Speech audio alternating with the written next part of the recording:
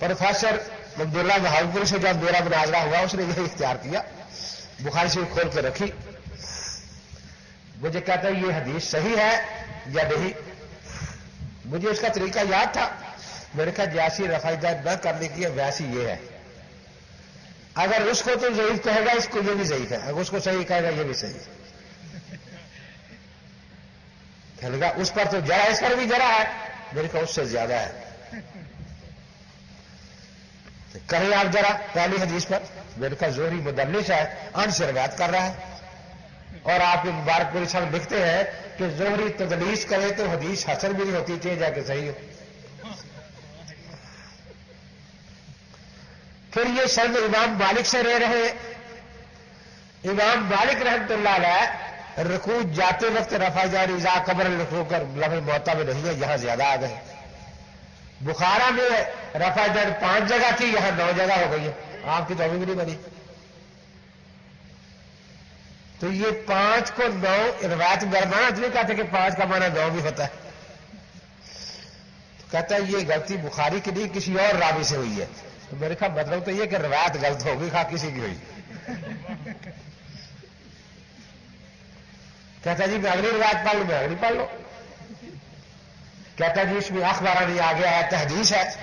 میں نے کہا یہ شاگرد یونس ہے، اور یونس کو زہری کی روایت میں وہم ہو جاتا تھا. کہتا ہے توبہ توبہ توبہ، بخاری کے راوی پر جرا ہو رہی ہے. میں نے کہا آپ نے ہمیں طریقہ بتایا نا، اگر قتادہ سلیمان تیمی وغیرہ جو آپ جرا کرتے ہیں وہ سب بخاری کے راوی ہوتے ہیں نا. جب ہماری حدیث میں آتے ہیں ہم جرے کرتے ہیں نا ابو بکر بن عیاش پر. میں نے کہاں لکھا ہے کہ یہ اس کو وہم ہوتا؟ میں تقریب التہذیب سے تقریب التہذیب کھولی، یونس بن یزید العلی ثقۃ ثبت، تو بڑا پکا راوی ہے. آگے کیا ہے؟ کچھ بھی نہیں. میں نے کہا آپ ہیں پروفیسر، میں ہوں پرائیویٹ اسکول کا ماسٹر پہلی جماعت کا.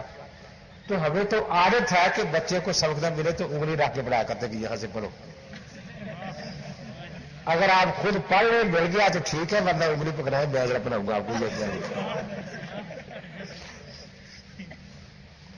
کہتے ہیں اتنا لکھا الا فی روایت زہری وہم قلیل، تھوڑا سا وہم ہوتا ہے نا، تھوڑا سا. تو میں نے کہا میں نے کب کہا کہ زیادہ ہوتا ہے؟ ساری حدیث کے الفاظ یہی تھے. حمیدی میں یہی روایت ہے، وہاں لا یرفع ہے، تو یہ لا میں لا رہ گیا، باقی ساری حدیث ہوئی ہے. تو لا رہ گیا، تھوڑا سا وہم ہو گیا نا. کہتا اچھا پھر چھوڑ تو اگلی پڑھو. میرے کو پڑھو کہ یہاں زہری کا شاگرد شعیب ہے. میں نے کہا شعیب کے باپ کا نام کیا ہے؟ کیونکہ زہری کے 2 شاگرد ہیں، ایک شعیب بن ابی اسحاق جو بدتی ہے، ایک شعیب بن ابی حمزہ جو سنی ہے. تو یہ بتا کہ یہ راوی بدتی ہے یا سنی ہے سند میں مجھتا. یا سند سے تو پتہ نہیں چلتا. تو میرے کا توقف ہوگا نا تیرے کام آئی، نہ میں انکار کروں گا. خاموش، نقصان تیرا ہوگا، میرا تو کچھ نہیں. تینوں گئی جی. میرے کا تینوں ہی گئی. اب میں کہاں جاؤں؟ میرے کا جہنم. کہاں جا رہا ہے جی؟ مالک میرے حوالے کی روایت پڑھ لو. میرے کو پڑھ لو. تو میں نے کہا یہاں ابو قلابہ ناس بھی ہے جو حضرت علی کو مسلمان بھی سمجھتا، اور حضرت علی اور اہل کوفہ رفع جان نہیں کرتے تھے تو یہ ان کا مخالف ہے.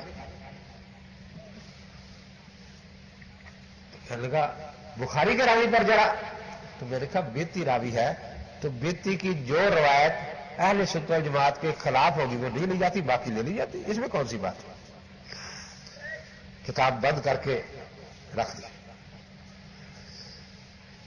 کہتا ہے کہ اب آپ کچھ پیش کریں اسی سند سے جو بخاری والی ہے، سالم بن زہری عن ابن عمر. میں نے مسلم حمیدی اٹھائی. میں نے کہا یہ مکے میں لکھی گئی ہے، بخارا میں نہیں لکھی گئی. اور یہ مدونہ کبریٰ مدینے میں لکھی گئی ہے. دونوں کتابیں مکے مدینے کی پیش کرتا ہوں. کہتا ہے ہمارا دین مکے مدینے والا ہے. میں نے کہا خدا گنجے کو ناخن نہ دے. آپ کا مسئلہ یہ ہے کہ ہماری حکومت مدینہ شریف میں آ گئی تو حضور پاک کا روزہ گرا دیں گے. اور پھر جانے میں لکھا ہے کہ روزہ پاک کو گرا کر زمین کے برابر کرنا واجب ہے.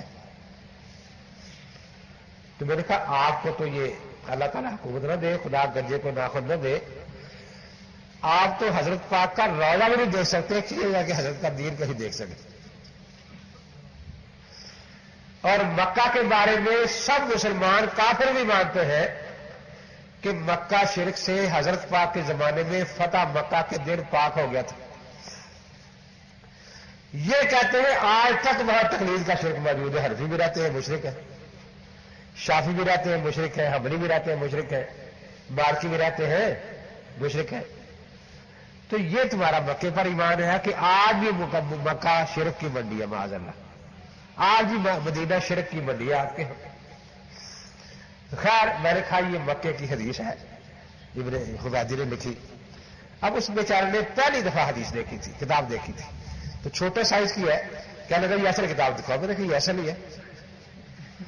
اب وہ پکڑ لی، کبھی ایڈ کو اتار کر اس کو پڑھے، کبھی پھر ایڈ لگا لے.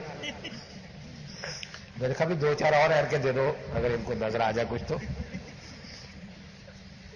اب خاموش. میں نے کہا اب تو میں نے منہ مانگی موت تمہیں دی ہے نا،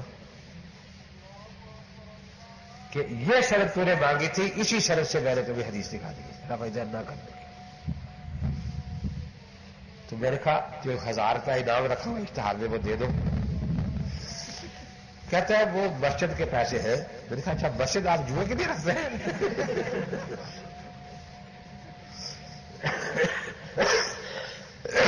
چالو تو دے رہا ہے چاہے پیسے مسجد کے کہتا ہے. میں نے کہا مسجد جوا کھیلنے کی رکھی ہوئی ہے. کہتا نہیں وہ معاف کر دے ہمیں بس.